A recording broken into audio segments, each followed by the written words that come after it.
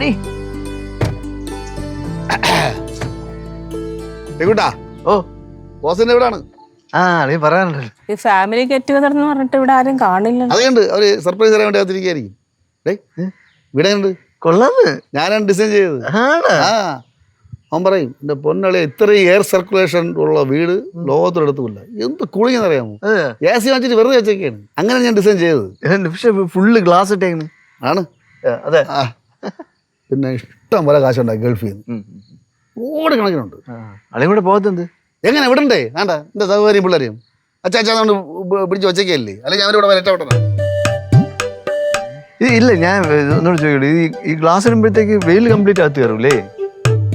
അകത്ത് വേറെ സംഭവമാണ്. അത് വേറെ മെറ്റീരിയലാണ്. പുറത്തൊരു ഗ്ലാസ് അകത്ത് വേറെ ലെയർ, 2 ലെയറാണ്. ഇടക്ക് വാക്കുമുണ്ട്.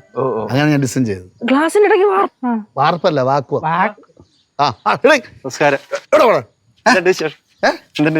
നിങ്ങളുടെ പോയത് ബോസാ? കടവൂർ പോയതാ. എന്തൊക്കെയുണ്ട് ശരി? സുഖമായിരിക്കും. റിയൽ എസ്റ്റേറ്റ് ആണ്. എൻ്റെ ദൈവമേ, എറണാകുളത്ത് അവൻ കൈവയ്ക്കാത്ത പ്രോപ്പർട്ടി ഇല്ല.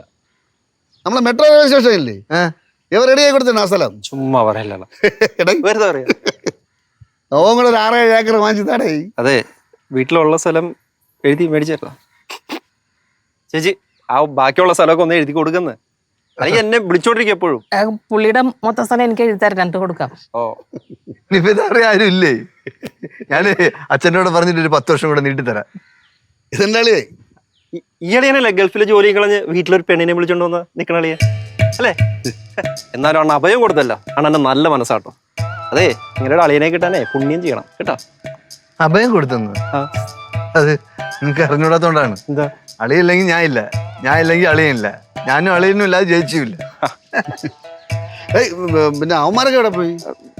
അതുണ്ട് അനിയൊക്കെ അതുണ്ട്. നീ എന്താ ഞാൻ വന്ന സമയത്ത് ഒരു പമ്മി സംസാരിക്കണേ? ഒന്നുമില്ല, ബാലുണ്ണൻ അങ്ങനെ തോന്നുക. കോളേജിൽ വെച്ചെങ്ങനെയാണ് കേട്ടാ. സന്തോഷം വന്നാലും സങ്കടം വന്നാലും അവൻ പമ്മിയെ സംസാരിക്കും. അവന്മാർ ചില്ലറക്കാരല്ല കേട്ടാ. പണ്ട് പ്രിൻസിപ്പാളിന്റെ റൂമിൽ പടക്കെറിഞ്ഞവന്മാരാണ്. ഇപ്പൊ അവന്മാർ കുറഞ്ഞൊരു ബോംബെങ്ങനെ പറയും നമ്മളെ ഞെട്ടിക്കാൻ വേണ്ടി. അനിയൊക്കെ ഇവിടെ അകത്തുണ്ടെണ്ണ. അനി നമ്മളെ ഫ്രണ്ടാണ് കേട്ടാ. പക്ഷെ ദയവേത് അവൻ തമാശ പറയുമ്പോ ചിരിച്ചളയില്ലേ? അവൻ തമാശ പറയുമ്പോ ആരെങ്കിലും ചിരിക്കണമെന്ന് കണ്ട പിന്നെ ഭയങ്കര തമാശ നിർത്തൂല. സന്തോഷം അവരെവിടെ? വാ, അകത്തുണ്ട്. നിങ്ങൾ ഇവിടെ വാ. യുവമാർക്ക് ഇങ്ങോട്ട് വന്നെന്ന് അറിഞ്ഞിട്ട് പുറത്തോട്ടൊന്നുകൂടെ ഇരിക്കട്ടോ. അയ്യോ അണ്ണ പിന്നെ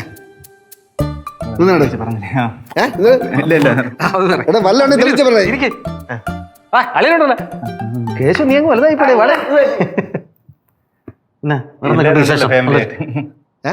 അളിയനുണ്ട്. അളിയൻ പുതിയ ബിസിനസ് തുടങ്ങിയെന്ന് പറഞ്ഞു. കട എടുത്ത് മേൽനോട്ട് അളിയനായിരിക്കും. ഞാൻ തന്നെ. ഈ വീട് അളിയൻ ചെയ്തതാ.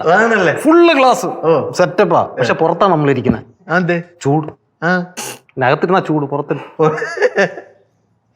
അപ്പഴേ എന്താണ് ഒരു പന്തം കണ്ട ബ്രേജായപ്പോഴാ നീ നിൽക്കുന്നത്?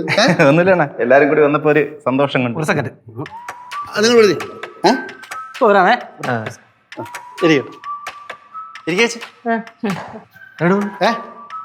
ഒരു കാര്യം പറഞ്ഞേ. നമ്മൾ പഴയ സുഹൃത്തുക്കളല്ലേടാ, ഒരുപാട് കാര്യങ്ങൾ പറയാൻ കാണൂലേ? അടിക്കാൻ വേണം, അടിക്കാൻ വേണം.